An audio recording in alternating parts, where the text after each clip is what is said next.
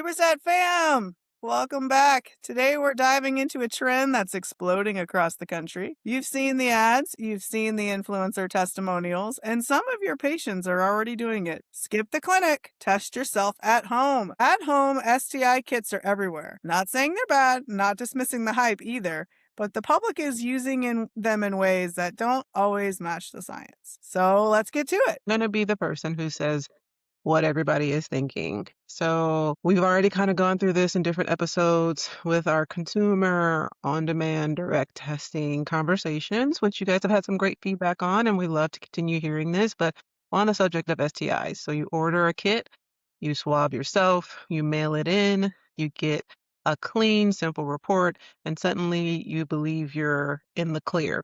Now, some of these platforms even promise same-day results, things like clinical accuracy and complete peace of mind, which is interesting to say the least.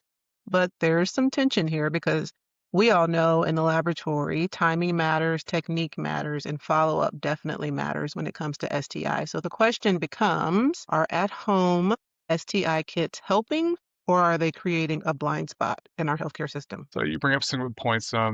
These are totally fair questions, but here's where the data kind of grounds us a little bit. So a recent multi-center evaluation found that at-home STI kits have high analytical sensitivity, but real-world performance drops when samples are self-collected. It's all in what we get in the laboratory. So another study kind of showed that improper swab technique led to false negative results as high as 20% for certain infections. And with public health surveillance teams, they're reporting this discordance between at-home results and clinical-based tests, especially when people test too early after exposure. So if the question is, does a negative at-home test guarantee complete infection-free? The answer's got to be no. So in the laboratory, we know it's that collection and that follow-ups. Right. So let's get into it because consumers, people, patients, are trusting these tests anyways, with all of this clinical data that you already mentioned here, Aaron. And so I guess the question and the interesting part of this whole conversation is why is that?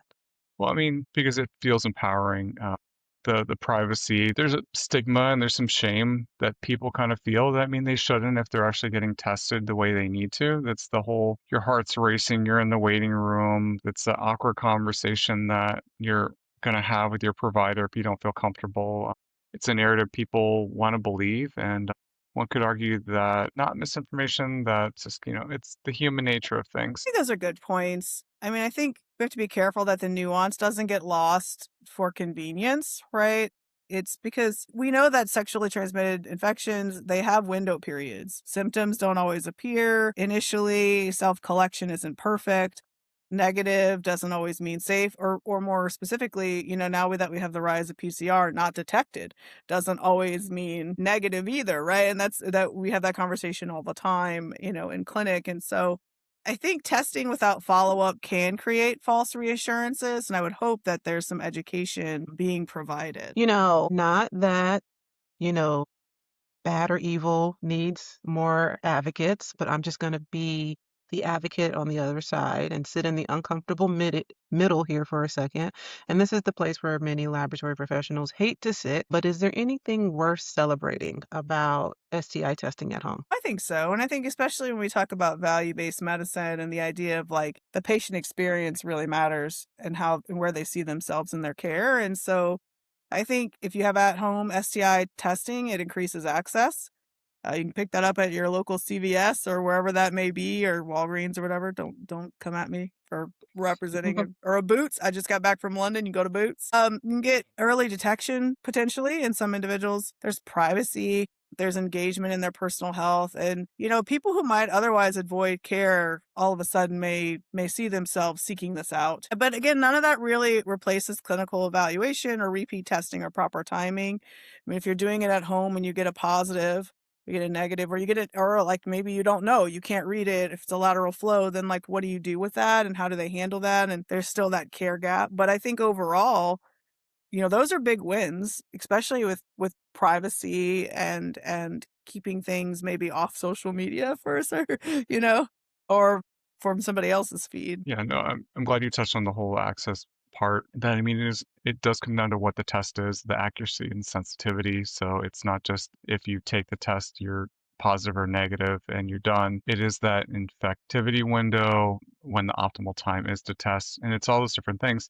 But it does have a benefit that we've kind of talked about on a public health aspect, as long as the results are making their way to the public health group. But there are also real risks. There could be potential underreporting, and we see that quite a bit. But you do it at home, it does provide access, but it's just if you're collecting it at the right time, right place, and you're getting that information to who needs it. To saying like become Harry Styles for a minute and saying it stop your crying, it's a sign of the times. But this is like where we are, right? Like we're doing this more and more. People are wanting at home. I mean, that's what at least the consumer market is saying they want it, and they're willing to pay for the privacy and convenience of doing things at home. And so maybe this is just another part of that trend. Yeah, definitely. You are seeing this across many different platforms. People want instant answers. They definitely want certainty. They want to be a part of their health journey themselves without that stigma, without that perceived wait time, without having to deal with doctors and MAs and registration and parking and leaving and taking off work and all of those other things. So when you think about this in the real world workflow, I get a STI kit at home. I test myself from my self-collected method. I get a negative, and then I think I'm good. And so then what? Erin, you're the microbiologist in the group. Then what? That's the thing. But the good thing is a lot of these kits that actually do come up, when they do come up positive, do have like a follow-up mechanism in place, especially if it's like an HIV at home Mhm. follow-up that they have to follow up with a provider. So that does help. But I mean, like you're saying, like if it's a negative and it just happens to be the test you're using isn't as sensitive, or you're in the wrong infectivity window, then potentially you're still spreading something. So the at-home test isn't that the end all be all. It's if you still are symptomatic, if you're noticing things, you need to still go see a provider. But it's a good jumping off and a good starting point. So it's definitely something that I like that framing, because at home it does improve that access, but like I just said a second ago, you got to watch for that accuracy. You got to make sure that you're not just accelerating that misunderstanding. Yeah, and I think, without clinical correlation or guidance on window periods, you might not have standardized instructions. They can recommend a follow-up plan, but you can't force somebody's follow-up plan, right? And you can't do that anyway. Like that's just in clinical practice. We can't force anyone to seek care if they don't want that for themselves. And so the risk isn't, I don't think, the test so much. It's like the meaning assigned to it and what comes next. I think that's probably, and that's what I hear us saying Yeah. in this And conversation. I like that you bring that up too, because in the laboratory, we run into that problem where we'll have a provider run a test that's not appropriate, but then you get a positive result. So what do you do with that result? So is it clinically relevant? Does it add clinical value? And is it appropriate? So I do like that you brought that up. Yeah. So, I mean, I think for our listeners, we're not advocating against it. We're also not advocating for it. What we're saying is at-home testing plus partial patient understanding potentially. It's a lot of P's in one sentence. I'm going to keep going on this trajectory. Equals a perfect storm for missed infections, like Aaron said, possibly underreporting, delayed treatment, and blind spots in our healthcare system, but particularly our public health system. So one thing we didn't bring up, and I just like thought of it as we were chatting here, is like, the public health aspect, especially if it's something sexually transmitted or that can be widespread within the community, like there's a notification priority to the health department with that, and some traceability and some encouragement to let others know your status. Like if you're doing it at home, like you lose part of that surveillance tracing. And so I wonder, I mean, I know we ran into this with COVID, right? People testing and then maybe like not reporting that they were positive, and then so that they did, but they did the test and you can kind of see. And I know that's like an ethical quandary that I'm kind of bringing up, but from a microbiology perspective, that is a public health risk, correct? I mean, am I interpreting that right, Aaron? I mean, like if you don't know that you've got a hot spot essentially in a region. It isn't, I mean, I'm glad you brought it up with COVID. I mean, with HIV, there's state and federal regulations that are attached to that at-home testing that require that some of those manufacturers actually do have the follow-up that for like a positive result. But if something's not performed correctly, or depending on who the manufacturers or where they're getting it from. A lot of these tests are good. So I mean, that's the big thing that like we've been kind of echoing the access that a test is better than no test at all, but it's just within means that we've got to be aware of that. That I guess people don't realize how important that health department component is. The people that are doing the epidemiology. I mean, we're seeing that. Not this is not an STI, but we're with cyclospora right now. The fact that people are reporting that we're getting those clades, we're finding out where it's coming from. It's their efforts that are allowing us to see, and if it's being underreported or not being tested at all, then that leads to further problems. Conundrum. Good for For sure. more testing. Just make sure you do the right test and follow Yeah. up with your provider. So I like that you brought that up because I guess the question I had was if a patient can test for STIs anytime, like who owns that interpretation? We know that some of these companies offer telehealth visits and some offer nothing. And so they only rely on those automated results. And so it's an interesting conversation for sure. Yeah, and I think, that's a spot for lab med where we could really come in. Laboratory medicine, pathology, and laboratory medicine could really fill that spot. Not just producing results, but talking about timing and maybe having boundaries for interpretation, help embed some follow up into some care models, especially like community outreach care models, advocating for validated testing pathways. And I also think that, like, there's this element of it where there could be a misunderstanding of what you need to test. And I bring this up because prep is amazing and what it can do and what it can help with in terms of protection. But we even see in our health system where people may misunderstand what it does or doesn't protect for. And so while you might be worried about HIV, you may not be worried about chlamydia or some other things that it's not going to prevent you from getting. And so there's other drugs on the market as well. And there's other scenarios where you may say, well, I know about gonorrhea, so I'm going to worry about that. But I don't worry about the other things that are also sexually transmitted that might be in a panel that we offer at a clinic or what they're at risk for. When you look at STI testing, like I think of mycoplasma, for example, like there's a whole like grid we follow, right? To say like, okay, these are kind of the risk factors for XYZ STIs. And so this is what we're going to panel for. Like trick. Like if you don't know about trick, do you know what I mean? Like you're not going to test, that's not going to be something that gets done. And so Yeah.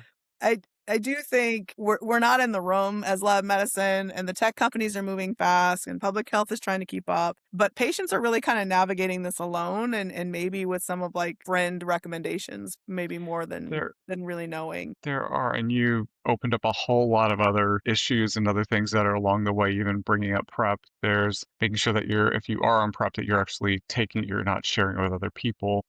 Because like prep can actually, like for our HIV testing algorithms, it can actually impact how some of our values that we're seeing. So some tests can be negative that are usually positive. So that's what we've got further tests down the line. And then even just with the whole being tested for gonorrhea thing, our laboratory tests actually are paired for the fact that gonorrhea and chlamydia can be co-infections. But yeah, if you're on prep, you're right. You're thinking, oh, I'm free and clear, but not thinking about all these other things that come into play. So, and a lot of, not to put a stigma there, but a lot of patients or quite a few patients do have co-infection. So you might see a patient with HIV that might have another STI. You can't just say you're one and done with that instant home test. So go get tested. It's okay. There's no stigma there. It's better to know than to not know. But keep in mind that one test result for one thing doesn't just mean that you're in the clear for everything else. Yeah, I think that, just leaning into what Melody said, this is where we as laboratory professionals can step in. So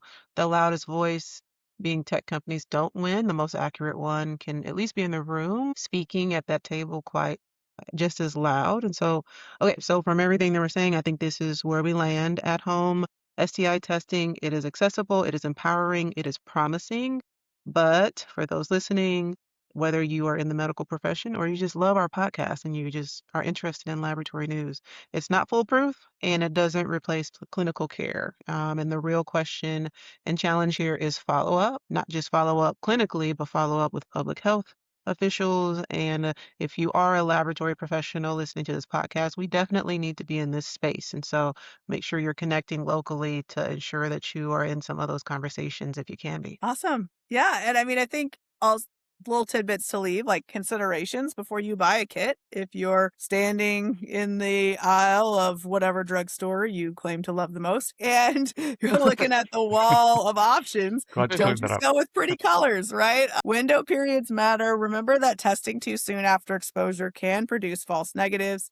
We want to make sure our self collection technique is right. Read the instructions. Follow up is essential, and not all kits test for all infections. So be sure that you are aware that co-infections exist and there's other things out there and other bugs out there, not just the big ones you hear about most in the media. Oh, wow. Anything else on this topic? I think we have officially educated ourselves and our If public it, on this subject. yeah, and if it's negative, make sure you go to your provider because we've talked about, there are other things out there, including fungi that are now considered an STI, other than a candidiasis or a yeast infection. Now yeah, but that's for another episode. But I hear the phone ringing. I think it's time for to call that stat in. So with that being said, Yeah. thank you for joining us on Superstat. Make sure to like and subscribe.